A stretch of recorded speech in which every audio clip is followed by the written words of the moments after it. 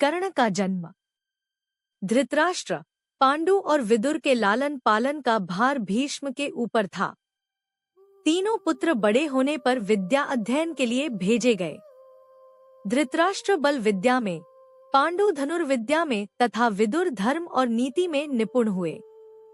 युवा होने पर धृतराष्ट्र अंधे होने के कारण राज्य के उत्तराधिकारी न बन सके। विदुर दासी पुत्र थे, इसलिए पांडु को ही हस्तिनापुर का राजा घोषित किया गया। भीष्म ने धृतराष्ट्र का विवाह गांधार की राजकुमारी गांधारी से कर दिया। गांधारी को जब ज्ञात हुआ कि उसका पति अंधा है तो उसने स्वयं अपनी आंखों पर पट्टी बांध ली। उन्हीं दिनों यदुवंशी राजा शूरसेन की पोषित कन्या कुंती जब सयानी हुई तो पिता ने उसे घर आए हुए महात्माओं के सेवा में लगा दिया। पिता के अतिथिगृह में जितने भी साधु महात्मा, ऋषि मुनि आदि आते, कुंती उनकी सेवा मन लगाकर किया करती थी। एक बार वहां दुर्वासा ऋषि आ पहुँचे। कुंती ने उनकी भी मन लगाकर सेवा की। कुंती की सेवा से प्रसन्न होकर दुर्वासा ऋषि ने कहा, पुत्री, मैं तुम्हारी सेवा से अत्यंत प्रसन्न हुआ हूँ। अतः तुझे एक ऐसा मंत्र देता हूँ जिसके प्रयोग से तू जिस देवता का स्मरण करेगी वह तत्काल तेरे समक्ष प्रकट होकर तेरी मनोकामना पूर्ण करेगा। इस प्रकार दुर्वासा ऋषि कुंती को मंत्र प्रदान करके चले गए। एक दिन कुंती ने उस मंत्र की सत्यता की जांच करने के लिए एकांत स्थान पर बैठकर उस मंत्र का जाप करते हुए सूर्यदेव का स्मरण किया। उसी क्षण सूर्यदेव वहां प्रकट होकर बोले, देवी, मुझे बताओ कि तुम मुझसे किस वस्तु की अभिलाषा करती हो। मैं तुम्हारी अभिलाषा अवश्य पूर्ण करूंगा। इस पर कुंती ने कहा, हे देव, मुझे आपसे किसी भी प्रकार की अभिलाषा नहीं है। मैंने तो केवल मंत्र की सत्यता परखने के लिए ही उसका जाप किया है। कुंती के इन वचनों को सुनकर सूर्यदेव बोले, हे कुंती, मेरा आना व्यर्थ नहीं जा सकता। मैं तुम्हें एक अत्यंत पराक्रमी तथा दानशील पुत्र प्रदान करता हूँ। इतना कहकर सूर्यदेव अंतर्ध्यान हो गए। कुंती ने लज्जावश यह बात किसी से नहीं कह सकी। समय आने पर उसके गर्भ से कवच कुंडल धारण किए हुए एक पुत्र उत्पन्न हुआ। कुंती ने उसे एक मंजूषा में रखकर रात्रि बेला में गंगा में बहा दिया।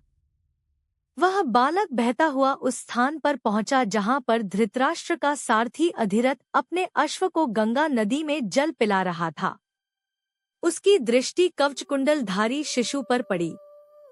अधिरथ निःसंतान था, इसलिए उसने बालक को अपने छाती से लगा लिया और घर ले जाकर उसे अपने पुत्र के जैसा पालने लगा। उस बालक के कान अति सुंदर थे, इसलिए उसका नाम कर्ण रखा गया।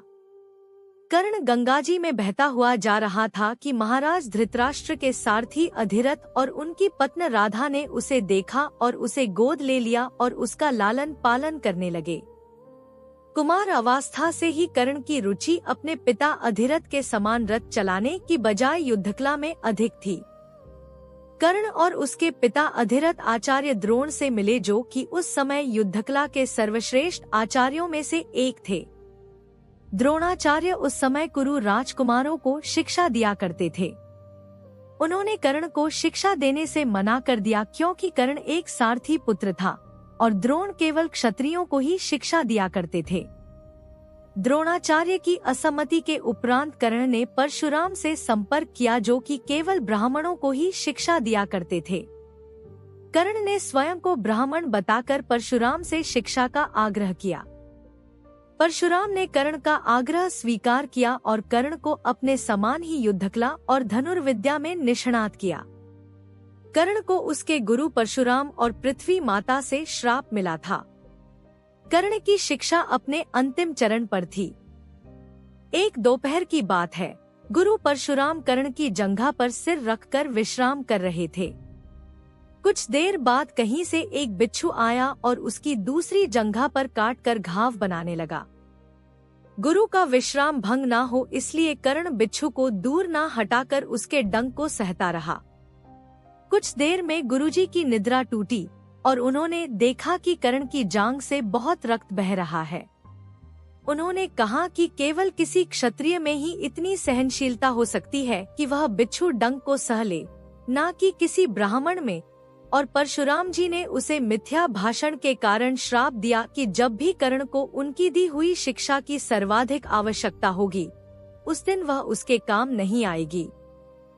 कर्ण, जो कि स्वयं ये नहीं जानता था कि वह किस वंश से है, ने अपने गुरु से क्षमा मांगी और कहा कि उसके स्थान पर यदि कोई और शिष्य भी होता तो वो भी यही करता। यद्यपि कर्ण को क्रोधवश श्राप देने पर उन्हें ग्लानि हुई, पर वे अपना श्राप वापस नहीं ले सकते थे। तब उन्होंने कर्ण को अपना विजय नामक धनुष प्रदान किया और उसे ये आशीर्वाद दिया कि उसे वह वस्तु मिलेगी जिसे वह सर्वाधिक चाहता है, अमिट प्रसिद्धि। कुछ लोक कथाओं में माना जाता है कि बिच्छू के रूप में स्वयं इंद्र थे, जो उसकी वास्तविक क्षत्रिय पहचान को उजागर करना चाहते थे। परशुराम जी के आश्रम से जाने के पश्चात कर्ण कुछ समय तक भटकता रहा। इस दौरान वह शब्दभेदी विद्या सीख रहा था। अभ्यास के दौरान उसने एक गाय के बछड़े को कोई वन्य पशु समझ लिया और उस पर शब्दभेदी बाण चला दिया और बछड़ा मारा गया।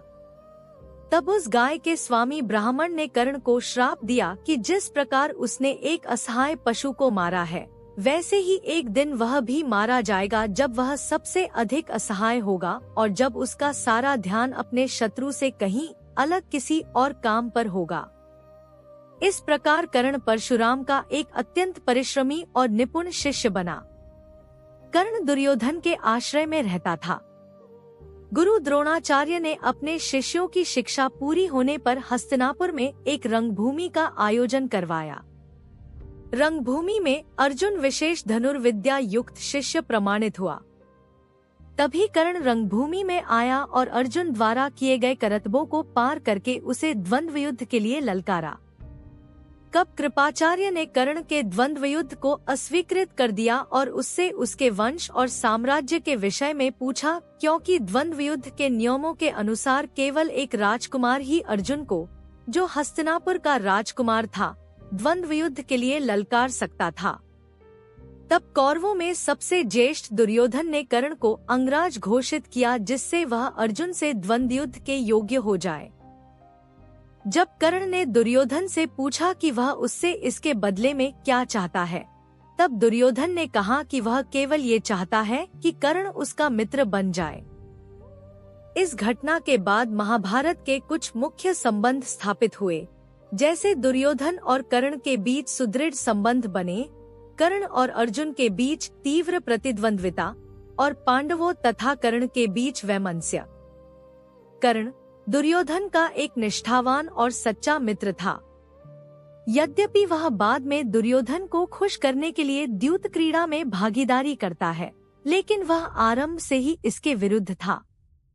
कर्ण शकुनी को पसंद नहीं करता था और सदैव दुर्योधन को यही परामर्श देता कि वह अपने शत्रुओं को परास्त करने के लिए अपने युद्ध कौशल और बाहुबल का प्रयोग करे, न कि कुटिल चालों का।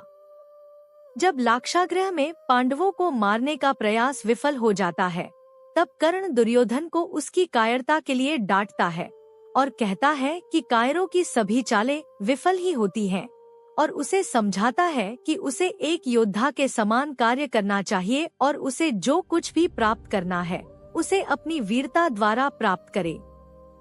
चित्रांगद की राजकुमारी से विवाह करने में भी कर्ण ने दुर्योधन की सहायता की थी। अपने स्वयंवर में उसने दुर्योधन को अस्वीकार कर दिया और तब दुर्योधन उसे बलपूर्वक उठा कर ले गया। तब वहां उपस्थित अन्य राजाओं ने उसका पीछा किया, लेकिन कर्ण ने अकेले ही उन सबको परास्त कर दिया। परास्त राजाओं में जरासंध, शिशुपाल, दंतवक्र, साल्व और रुक्मी इत्यादि थे। कर्ण की प्रशंसा स्वरूप जरसंध ने कर्ण को मगध का एक भाग दे दिया। भीम ने बाद में श्री कृष्ण की सहायता से जरासंध को परास्त किया, लेकिन उससे बहुत पहले कर्ण ने उसे अकेले परास्त किया था। कर्ण ही ने जरासंध की इस दुर्बलता को उजागर किया था कि उसकी मृत्यु केवल उसके धड़ को पैरों से चीर कर 2 टुकड़ों में बांट कर हो सकती है।